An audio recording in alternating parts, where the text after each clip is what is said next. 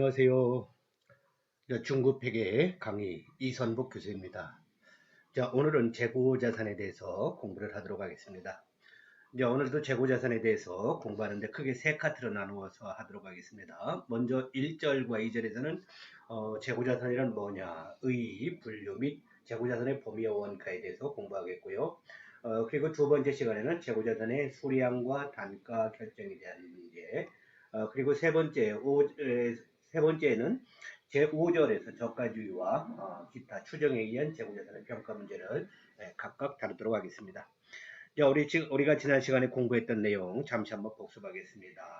우리가 기업의 재무제표가 작성이 되면 그것이 회계정보 이용자들에게 유용한 정보로 제공이 될 텐데, 이러한 재무제표가 작성되기까지 1년의 과정을 회계순환 과정이라 했습니다.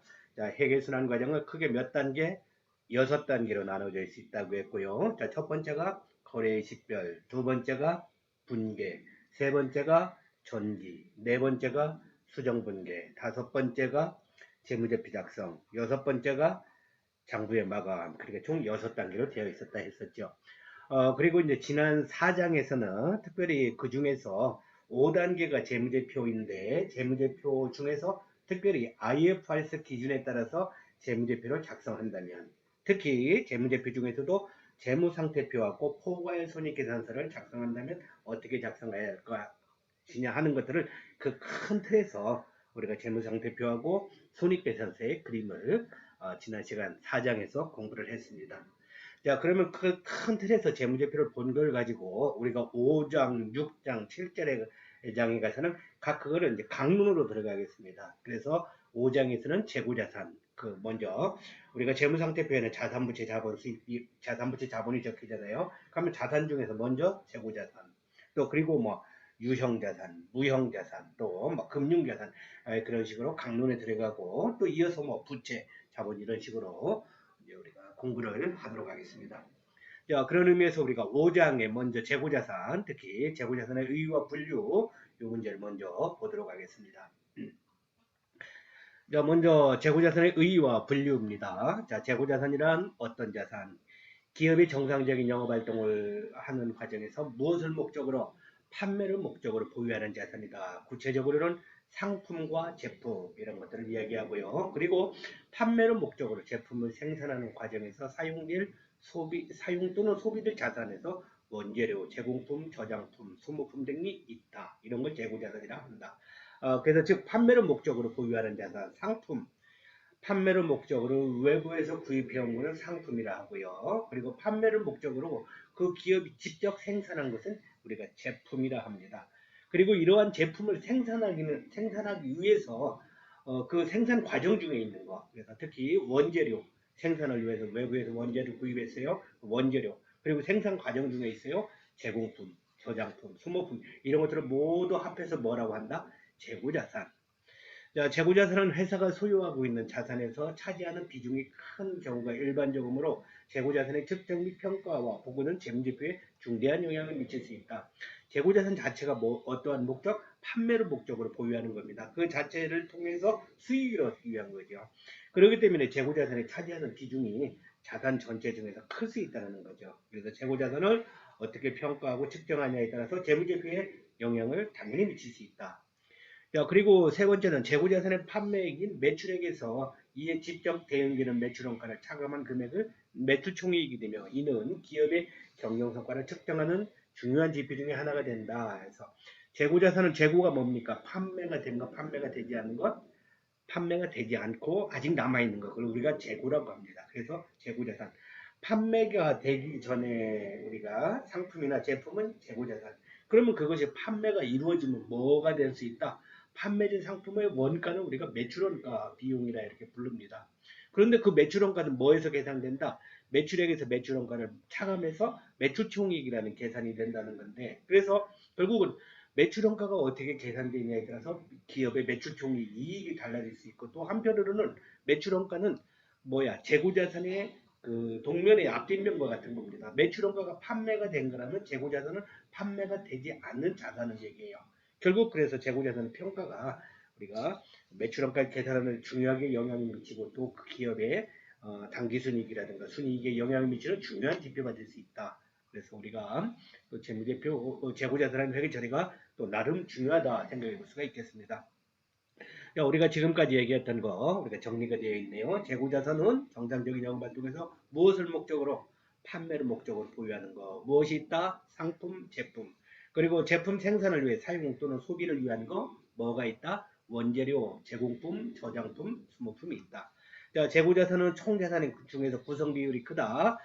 그리고 또 성과 지표에도 영향을 미칠 수 있다. 그래서 즉 매출총익, 영업이익에 영향을 미칠 수 있고 또 기업의 적정 재고 수준 유지에서 과도한 재고 또는 재고 부족은 모두 손해를 볼 수가 있다. 그래서 이제 기업에 우리가 의사결정을 할 때 어느 정도의 재고 수준을 유지하는 것이 바람직하냐. 또 그래서 그와 관련된 의사결정도 할 수가 있게 되겠죠.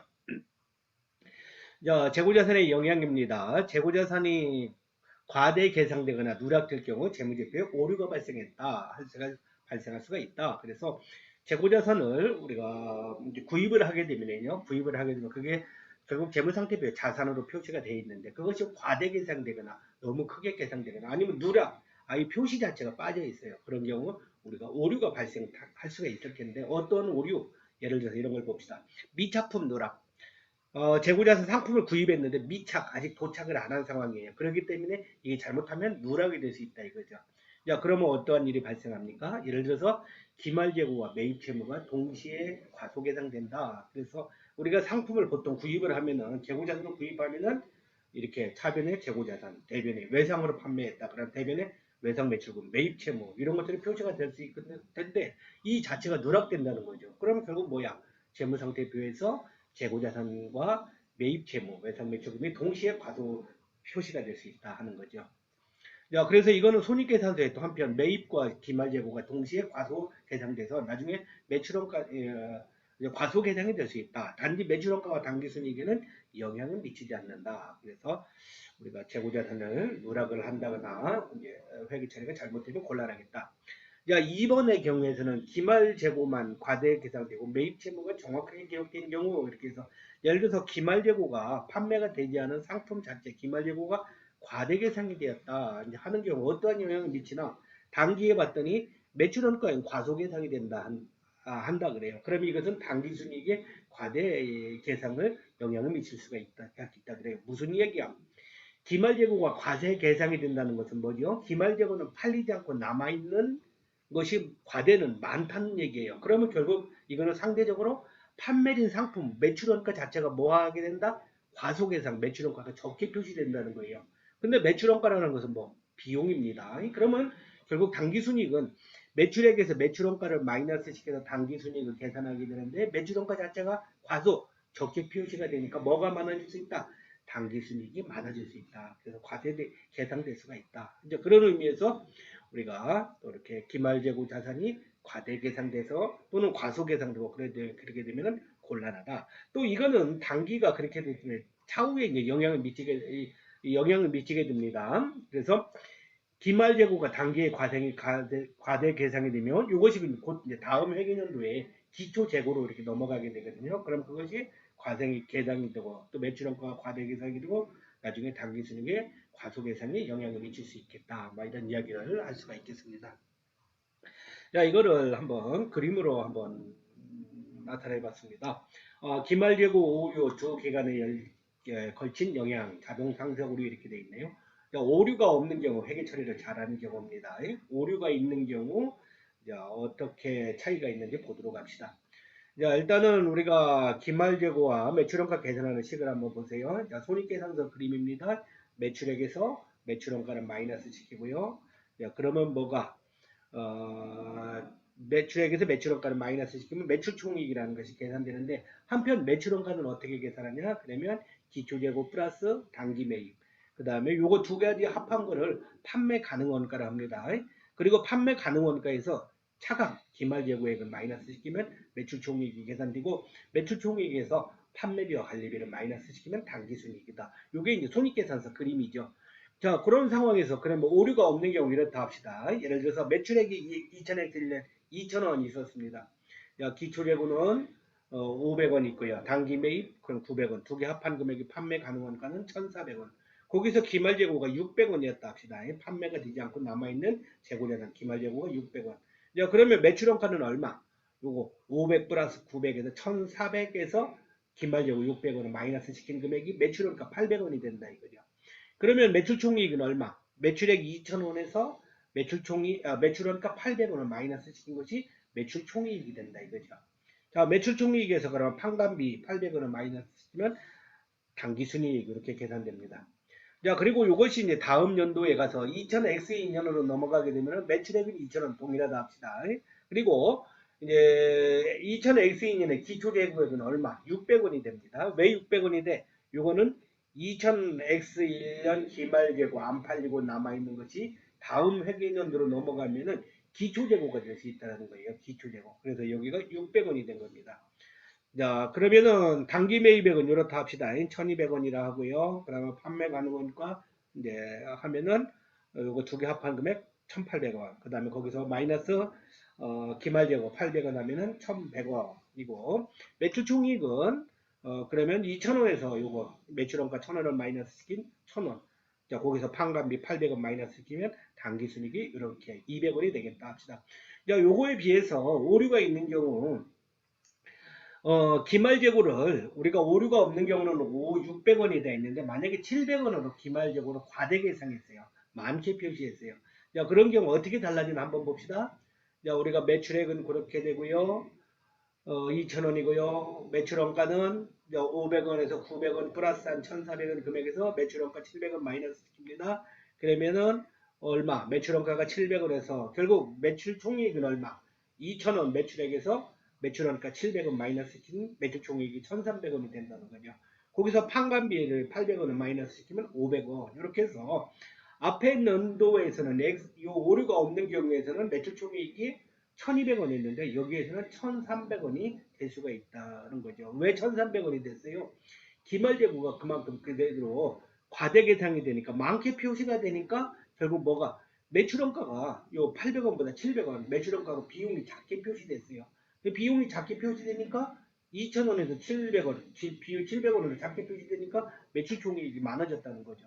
매출 총이익이 많아지면 당연히 이제 거기서 판관비 800원을 빼니까 뭐도 많아져? 당기순이익도 많아진다. 원래는 당기순이익이 400원입니다. 그런데 얼마로? 500원 많아졌다는 거죠.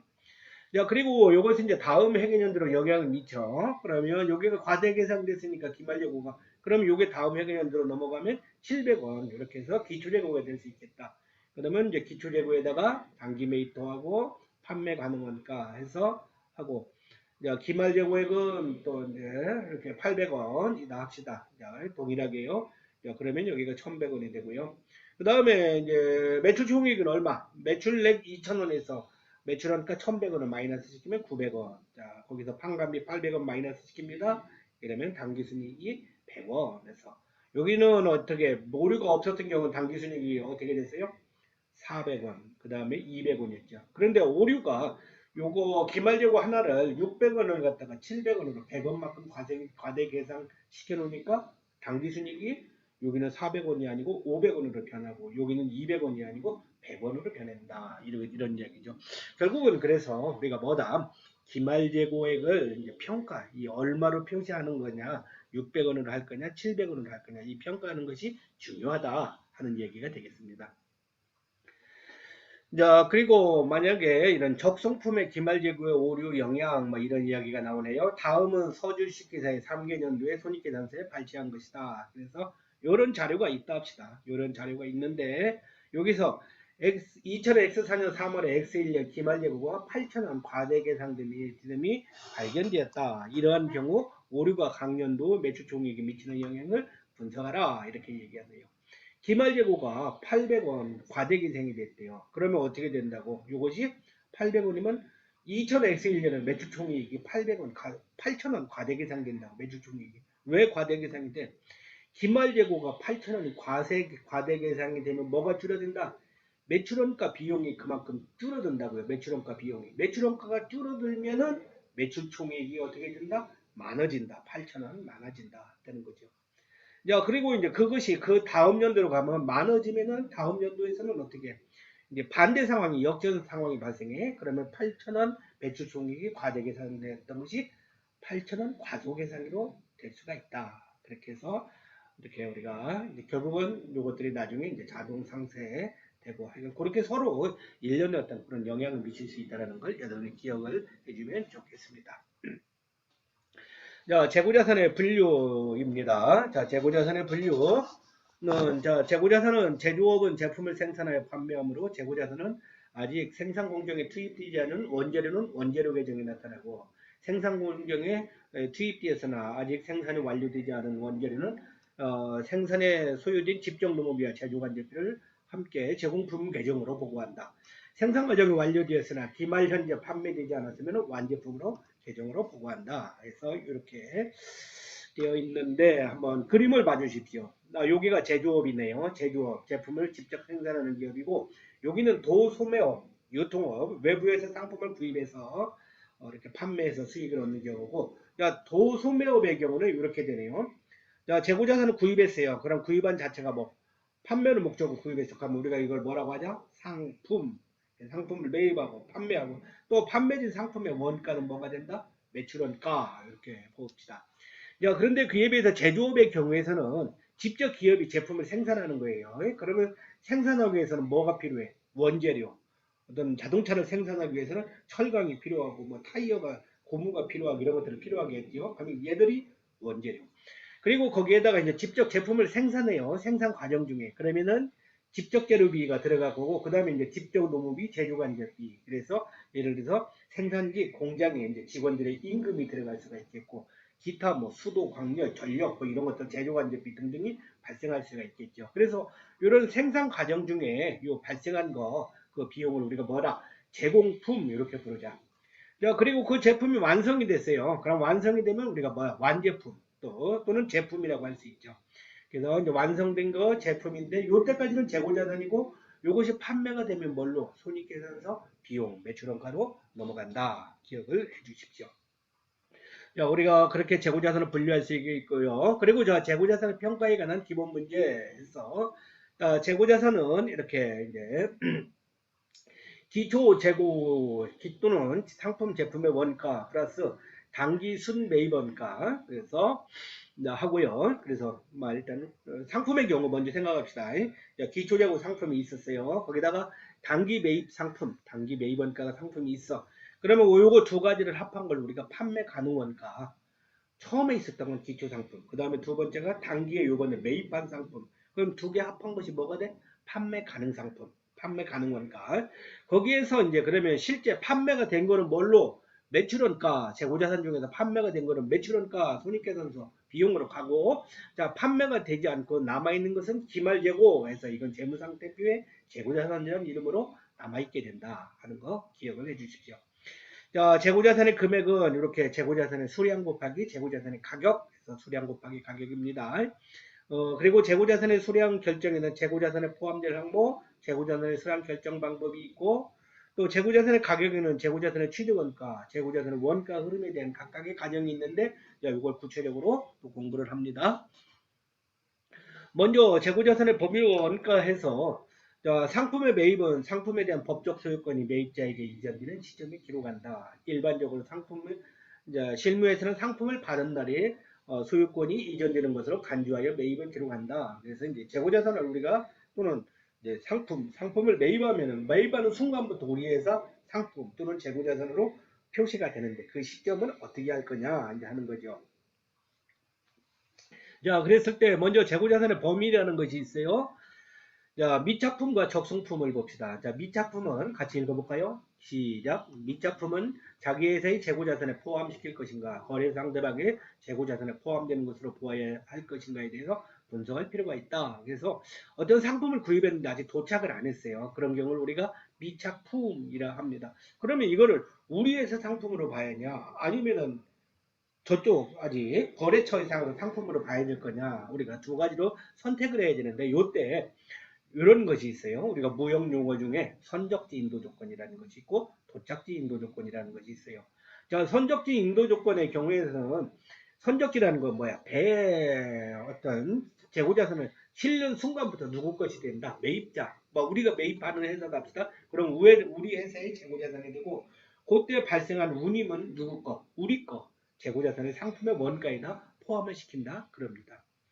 야, 그런데 도착지 인도 조건의 경우에서는 도착지는 우리 회사의 상품을 만약에 구입하기 전까지 도착하기 전까지는 누구 거? 판매자의 재고자산이 되고 그때 발생한 운송비, 운임, 물류원가 이것은 뭐야? 매출 운임으로 해서 별도의 비용으로 표시한다 하는 거가 되겠습니다.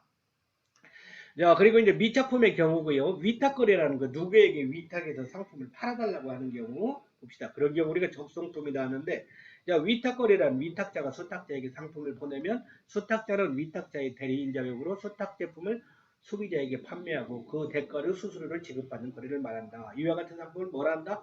적성품이라 한다. 상품을 팔아달라고 위탁자가 수탁자에게 보냈어요. 그럼 보낸 상품을 우리가 적성품이고 적성품에는 재고자산의 원가하고 운임이 같이 포함되어 있다. 이렇게 합시다.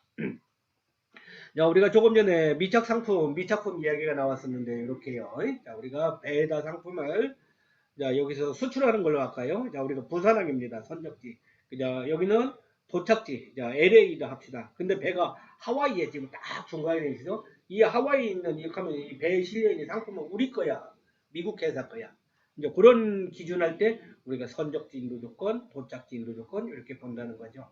그래서 선적지 인도 조건의 경우에는 선적지에서 소유권이 이전된다. 그래서 구매자가 수송 중인 상품을 소유해야 되고 구매자가 매입운임을 부담하게 된다. 그래서 부산항에서 상품을 매입해서 선적을 하는 순간부터 누구 매입자 것이 된다. 그러면 누구 거? 미국 회사의 요 상품이 되고요. 그에 대한 부담도 그럼 누가 부담한다? 미국 회사가 부담한다는 거죠. 야, 그런데 도착지 인도 조건의 경우에서는 도착지에서 상품을 이제 소유권이 이전돼. 그래서 판매자가 수송 중인 상품을 소유하게 되고 판매자가 판매 운임을 부담하게 된다. 그래서 미국의 LA에 상품이 도착한 조건이었다. 그러면 도착할 때까지는 누구 거? 우리 회사, 우리 부산 회사 거 회사의 상품이 되겠고요. 그때 판매 운임, 운송비는 누가? 결국 판매 회사가 운송비, 물류원가 이런 식으로 별도로 비용으로 표시합니다. 자, 적성품 이해가 나오네요. 자, 미소주의 2000X1년 재고자산에 관한 자료가 다음과 같다. 미소주의 2000X1년 총 상품 매출원가는 얼마이냐 이렇게 되어 있네요. 상품이 있고요. 상품은 지금 기업 안에 창고 안에 있는 겁니다. 그리고 오른쪽에 적성품이 있네요. 적성품은 지금 저 수탁자에게 팔아달라고 우리 회사에서 보냈어요. 보냈어. 아직은 우리 보낸 순간에는 아직은 우리 회사 재고자산입니다. 자, 그러면 총 어떻게 되는지 한번 보세요. 자, 이렇게 기초재고, 단기 매입, 또 매입 운임이 있고, 적송 운임이 있고, 판매 운임, 기말재고 이런 데이터가 있다 합시다. 자, 해답을 보세요. 총 상품 매출원가. 매출원가를 계산하는 공식은 이렇게 됩니다. 기초재고 플러스 단기 매입 플러스 운임이 있는 경우 매입 운임도 포함시키고 적송 운임 이것도 포함시키고 마이너스 기말재고 이렇게 된다네요. 자, 그러면은 요거는 기초재고는 얼마? 13만원, 14,000원, 요거 13만원하고 14,000원, 요게 기초재고가 되고, 단기 매입액은 요거 47만 5천원, 그 다음에 7만원, 두 개 합산한 금액이네요. 매입운임은 얼마? 요거 만원이고, 그 다음에 5천원은 적송운임, 여기까지 그러면 다 포함시키고, 그 다음에 마이너스 기말재고는 마이너스 시켜야 된다 했죠. 기말재고 얼마? 14만 5천원, 그 다음에 적송품 요거 2만원. 그래서 요거는 두 개 합한 금액을 마이너스 시켰습니다. 그래서 결국 매출원가는 총 얼마? 그러면 53만 9천원. 이렇게 해서 매출원가를 우리가 계산해내고 또 기말재고 자산이 얼마? 14만 5천원이다. 2만원이다. 이렇게 평가를 할 수가 있겠습니다. 야, 특별 판매 계약. 우리가 재고자산을 판매하는데 어떠한 조건으로 판매하냐에 따라서 이걸 우리 회사 재고자산으로 보여야 될 것이냐 아니면 거래처의 재고자산으로 보여야 될 것이냐 회계 처리가 약간 달라질 수가 있겠습니다. 자, 그 이야기를 좀 잠시 하면요. 예를 들어서 재구매 조건부로 판매했어. 회사가 상품을 판매했는데 재고자산을 판매했는데 판매하고 나서 다시 구매할 조건으로 판매를 했어요. 야, 그런 경우는 판매가 제대로 이루어진 겁니까? 우리 회사의 상품이 우리가 판매가 되면 매출원가로 넘어간다 했는데 매출원가로 판매가 상품 걸로 넘어간 걸로 봐줘야 될 건가요? 여기서는 그랬을 때 이제 우리가 회계를 실질적인 어떤 상황들이 어떻게 되어 있냐에 따라서 회계 처리를 하라 이렇게 이야기하네요. 그래서 결국 이런 경우는 뭐래? 재구매 조건부 판매는 뭐다? 이거는 제품의 차입에 의한 거다. 차입금으로 기록하라. 재고자산을 포함시킨다. 그래서 결국은 제대로 된 판매가 안 된 거다. 그래서 재고자산의 상대편으로 넘어가는 것이 아니고 이 재고자산은 이거는 재구매 조건부로 판매했기 때문에 결국 판매가 이루어진 것이 아니고 우리 회사 지금 재고자산에 그냥 재무상태표에 자산으로 포함시켜야 된다. 이거는 그럼 뭐냐? 단지 제품을 차입해서 차입 돈을 뭐 빌린 거에 불과한 것이다. 그래서 그런 식으로 회계 처리를 하라 그러네요. 자, 두 번째 반품 조건부 판매. 이거는 반품을 합리적으로 추정이 가능한 경우는 매출로 하고 반품액의 합리적 추정이 불가능한 경우는 재고자산을 으로 포함시켜라 이렇게 얘기하네요. 그래서 우리가 이제 가끔 대학 교재 서적 그런 교과서 같은 거 많이 이야기를 들어요. 그래서 교과서가 뭐예요? 우리 대학의 구내 서점에 교재가 왔어. 근데 교재가 되게 이제 보면 우리가 학기 초에 교재를 많이 구입합니다. 학기 초가 끝났어요. 그러면 어떻게 해? 그거를 대학의 구내 서점에 계속 두는 게 나은가? 학생들이 만약에 별로 구입하지 않는다 하면은 출판사에다가 반품시키는 게 좋은가? 뭐 반품시킬 가능성이 많겠지요. 그죠? 이렇게 시내에 있는 어떤 뭐 이제 그런 경우는 계속 이렇게 서점에 비치하고서 판매를 하겠지만은 대학의 서점은 좀 특수성이 있기 때문에 반품을 할 것 같습니다. 야, 그랬을 때 이제 반품이 합리적으로 추정이 가능하다. 그랬을 경우는 이제 그 금액을 봐서 매출로 잡고 반품이 불가능한 경우는 판매가 이루어지지 아직 않은 것이다. 그래서 재고자산이 우리 회사 거다. 이렇게 할 수도 있다 이거죠. 자, 세 번째 할부 판매입니다. 재고자산 상품을 팔았는데 할부로 팔았어요. 할부가 뭐예요? 상품을 인도하고 돈을 나중에 나누어서 받는 경우입니다. 자, 그러면 어떤 때 상품이 팔린 거로 본다? 이렇게 얘기하네요. 판매 시점. 상품이나 재고자산은 판매 인도한 시점에서 매출을 인식하자. 그리고 장기 할부 매출, 인도 시점의 매출이 이 금액이 장기 할부 기간이 장기예요. 기간이 길어요. 그런 경우에는 그 매출 금액은 특별히 현재 가치라는 금액으로 평가해서 표시하자 이야기를 합니다. 시용 판매, 고객의 매입 의사를 표시한 시점에 매출 인식을 하자. 시용 판매는 우리가 샘플 같은 거 이렇게 판매하고 보내고서 이제 좋으면 사용하고 구입하고 좋지 않으면 구입하지 않아도 된다. 그러면 보냈을 때 어떻게 이 상품을 우리 회사 걸로 봐야 될 거냐 아닐 거냐 했을 때 뭐다. 결국 고객이 매입 의사를 표시한 날 그날 상품이 판매된 걸로 보자 하는 겁니다. 자, 그 다음에 특별 주문 판매는 생산의 완료 시점에서 소유권을 이전시키는 거 해서 로 본다 하고요. 예약 매출의 경우는 진행 기준에 의해서 한다. 진행 기준은 또 저 뒤에 가서 구체적으로 또 공부를 하게 될 것입니다. 재구매 조건부 판매로 해서 이런 예제 문제가 나오네요. 자, 경기주는 X1년 1월 1일 날 장부 금액이 10만 원인 상품을 미에게 장부에게 금액에 양도하고 6개월인 2001년 7월 1일에 10만 5천 원에 재구매하기로 약정을 맺었다. 이런 경우 이 거래는 형식은 판매 후 재구매이지만 실질은 상품을 담보로 한 차입이라고 가정하고 형식에 따른 회계 처리와 실질을 반영한 회계 처리를 비교하라. 그래서 상품은 10만 원에 구입을 얼마 했대요. 그러면 이제 판매를 했대요. 그리고 이걸 10만 5천 원에 구입하기로 했대요. 다시 재구매하기로 했대요. 그러면 그걸 그냥 회계 처리하는 경우는 이렇게 상품 팔았으면 어떻게 차변에 현금 10만원, 대변에 팔았으면 매출 10만원 이렇게 할 수 있다 이거죠. 그리고 이걸 다시 재구매한다고 했으면 구입했을 때 차변에 상품 10만 5천원, 대변에 현금 10만 5천원 이렇게 회계 처리할 수 있다 이거죠. 그런데 IFR에서는 그렇게 하지 말래요. 실질적으로 재구매 조건부 이 판매는 다시 구매하는 조건으로 상품 판매한 것은 판매가 아니다. 그래서 이렇게 표시하래. 차변에 현금 10만원, 대변에 매출이 아니고 뭐라고? 차입금 10만원 부채해준 거라 이렇게 얘기하는데요. 그리고 나중에 이제 재구매했을 때는 차변에 상품 10만원, 이자 비용 5천원에서 아까 대변에 있던 차입금을 요때 차변을 가져오고 대변에 현금 이렇게 회계 처리하라 그럽니다. 그래서 재구매 조건부 판매하는 경우 이렇게 한다는 거. 자, 재고자산의 원가, 상품의 매입원가. 자, 상품의 매입원가는 매입 가격뿐만 아니라 상품을 영업장소로 옮겨와서 이를 판매 가능한 상태로 만들기까지 필요한 정상적인 부대원가를 모두 포함한다. 그래서 우리가 상품의 매입원가, 재고자산의 매입원가는 이렇게 구입한 상품의 매입 가격 플러스 부대 원가로 추가로 발생한 것 플러스 합니다. 예를 들어서 매입운임, 하역료, 수입 관세, 보험료 이런 것들은 다 뭐다? 매입 가격에 포함시키고요. 그 다음에 만약에 매입 할인이 있어. 매입 할인은 상품을 매입하는 과정에서 외상 매출금을 외상 매입금 같은 거 조기 할인 빨리 갚잖아. 그러니까 그런 경우는 할인 받는 경우를 말합니다. 그런 경우는 마이너스 시켜서 결국 매입 가격 플러스 부대 원가 마이너스 요 매입 할인 이런 식으로 해서 상품의 매입 원가를 계산을 합니다. 자, 그리고 매입 할인, 매입 애누리 환축은 총 매입액에서 차감한다 하는데 매입 할인은 같이 읽어봅시다. 시작. 매입 할인은 일정한 현금 할인 기간 내에 구매자가 매입 대금을 지급한 경우 구매 가격에서 일정률을 할인하여 주는 것을 말한다. 하고. 매입 환출은 매입한 상품을 판매자에게 반환시키는 것. 매입 애누리는 매입한 상품에 대하여 발생한 하자 등의 이유로 반환하는 대신 사후적으로 값을 깎아주는 것. 이렇게 세 가지가 나오네.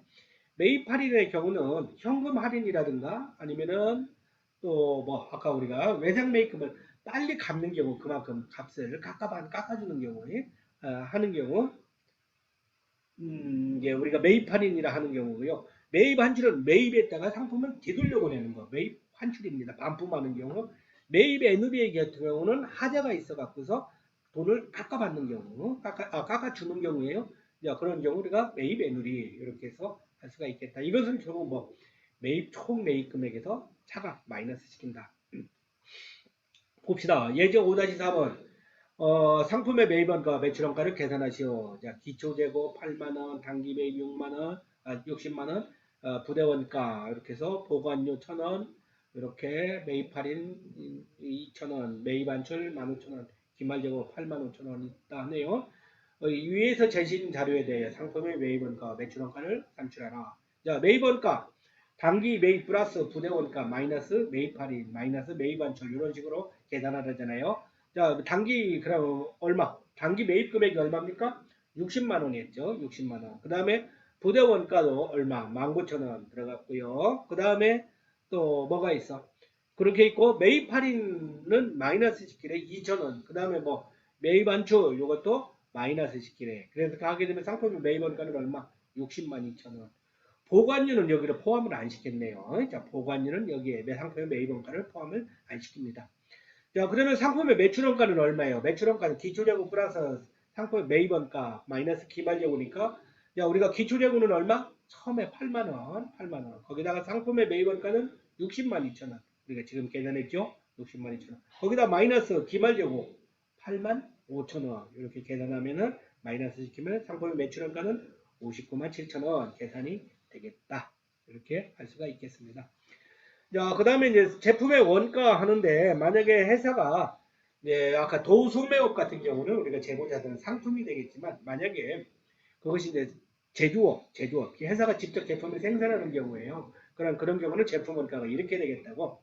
그래서, 직접 재료 원가, 원재료의 매입 가격의 부대 원가를 가산하고, 전환 원가, 제품으로 전환을 시키기 위해서 직접 노무 원가, 고정 및 변동 재료 간접비 원가 이런 것들이 있으면 포함을 하고 그 다음에 기타 원가, 차입 원가 뭐 이런 것들이 있으면 여기다가 포함을 시키라 그런 이야기를 하네요. 그 다음에 이제 기간 원가, 발생한 기간의 비용으로 처리한다. 그래서 재료 원가 이런 거, 노무 원가, 기타 제조 간접비 중에서 비정상적인 거는 비정상적으로 낭비된 부분은 뭘로 한다? 기간 원가로 한다네. 기간 원가 이것은 결국 이제 기간 원가는 제품의 원가로 하는 경우 이건 나중에 매출 원가에 포함시킨다는 거예요. 그 다음에 기간 원가는 매출 원가가 아니고 매출 원가 밑에 예를 들어 팜감비라든가 우리가 그 기타 비용 있잖아요. 그런 부분에 이렇게 표시한다는 걸 의미합니다. 그래서 제품의 원가, 기간 원가 구분해주면 좋겠습니다. 자, 후속 생산 단계에 투입하기 전에 보관이 필요한 경우가 아니면 보관 원가 이렇게 하고 그래서 우리가 보관료는 비용 일반 기간 원가로 비용 처리하자. 재고자산의 현재 장소에 이르게 현재 상태에 이르게 하는데 기여하지 않은 간접 관리 원가, 판매 또 원가 이런 것들은 기간 원가 일반 비용으로 처리하자. 자, 그래서 그걸 우리가 계산하는 것이 이렇게 그림으로 나타나 있어요. 자, 매입 원가에서는 이렇게 상품 같은 경우 매입 가격에 직접 부대 원가를 포함시킨 거고요.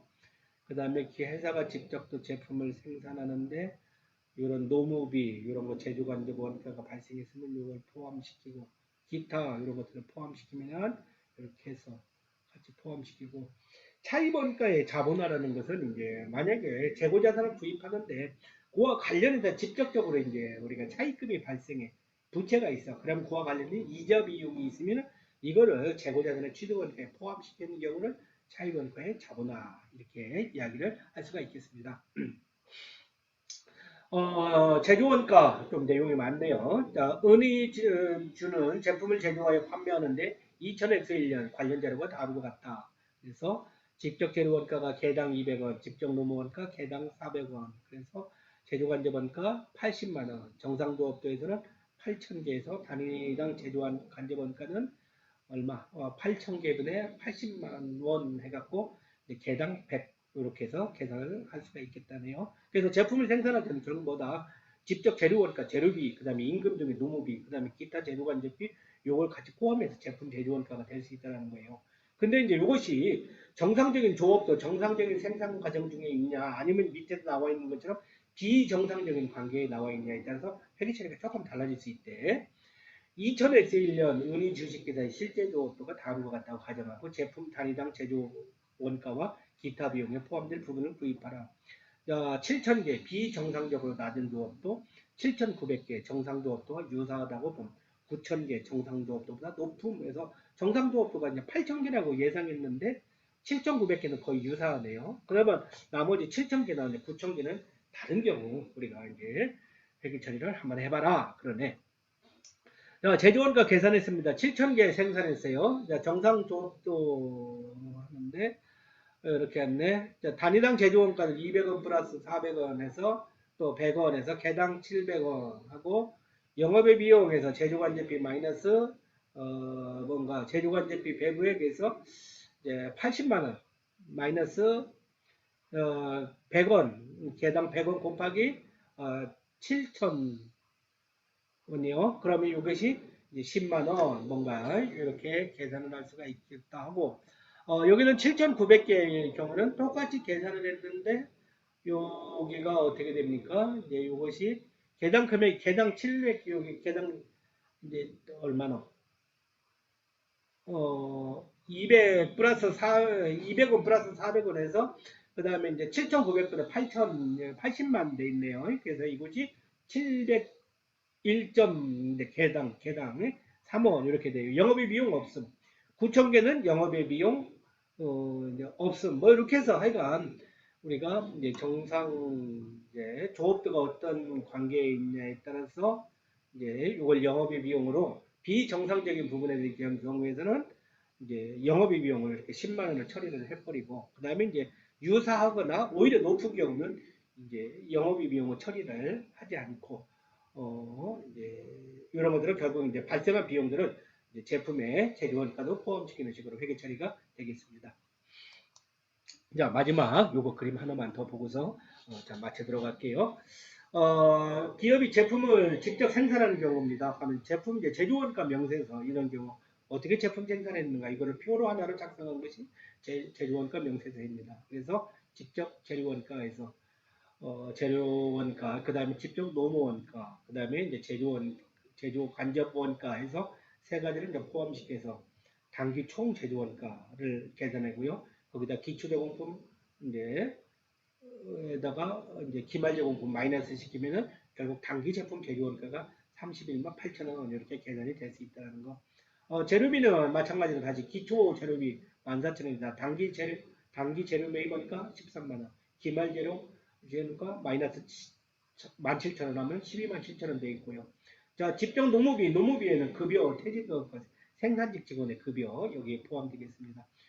단기 이제 제조 간접 원가는 전력, 뭐 가스 수도비, 공장 기계 감가상각비, 그다음에 수선 수목금 뭐 이런 것들이 여기에 포함이 됩니다. 그래서 그것이 결국 총 합한 금액이 단기 총 제조 원가, 단기 총 제조 원가에다가 이제 기초 제공품 포함하고 기말 제공품 마이너스 시켜. 그러면 그 회사가 결국 단기 제품 제조 원가 제품 생산을 어떻게 했는지 제조원가 명세서가 작성이 될 수가 있겠다.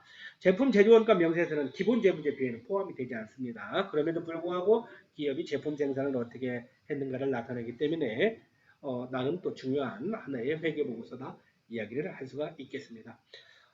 조금 우리가 내용이 좀 많네요. 해보고 나니까 이렇게 좀 시간이 걸렸습니다만은 결국 뭡니까? 재고자산은 판매를 목적으로 보유하는 자산이다. 그래서 우리가 상품, 제품, 또 원재료, 저장품, 소모품, 제공품 뭐 이런 것들이 있다는 거 여러분이 기억하시고 또 다음 시간에 공부하도록 하십시다. 수고하셨습니다.